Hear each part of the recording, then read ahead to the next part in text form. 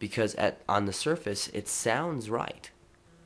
But when you go down and you start looking at the fact that the doors that this opens, and I think ultimately this goes back to the Reformation. I think the Reformation started out good. I think the Reformation had some good ideas. I think there were some things with Rome that needed to be reformed. But I don't think Martin Luther understood the doors that he opened. And really, when you deny the authority of the church, you allow heresy to grow. I think, and this is why all these groups that were traditionally outside of the church are now labeled as Christian, because see, everyone can be called a Christian because they've got the Bible, or now we even go that Christians are not even using the Bible for that. They become their own script, their own solas. It's a solo mind. It's solo experience. It's solo my grassroots local church. It's solo. Everyone is created. This is ultimately the ultimate heresy from the Sola Scriptura,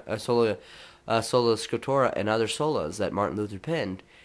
Is it ultimately is negating? This is the heresy. This is its rich heresy. And that heritage and heresy, and this is where it comes down to, is it allows you to divide yourself from the church, which is obviously really spoken of not well by Paul, and you divide yourself from the sacraments, and you divide yourself from each other, and ultimately you become anonymous to yourself, to where now you don't even have community. You have nothing. And now we've got movements out there like the emergent church, which I've already talked about, who completely discuss whether or not Jesus Christ existed or not. You know, we see where heresy begets heresy, and it all stems from the fact that there is no authority. And to tell me that this is the only authority God has given to us on earth, as the sole means, and yet we see churches like the Greek Orthodox Church who've been doing this for 1,000 years, and there may be a few people that have come in and have been wrong, and some heresies that could have been heretics that could have come into the church, but they were dealt with, just like I think when Rome dealt with theirs.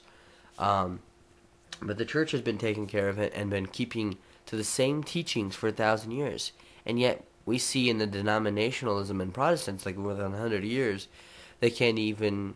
They're so separating from themselves, and they're so changing doctrines like that. And you know, I guess this is part of the lunacy that I see in Protestantism, and I think it all stems from one of the things it stems from is Sola Scriptura. And so yes, we can have these debates about apostolic authority, which I think that if you're just take it as a as a logical statement, and if you take it from the scriptures itself, Christ gave his authority to his apostles. It's mentioned in the scriptures.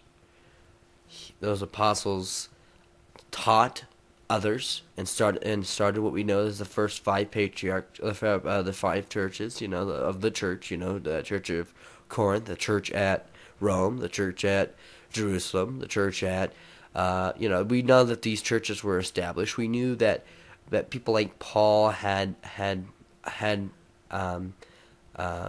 presbyters below him who were teaching.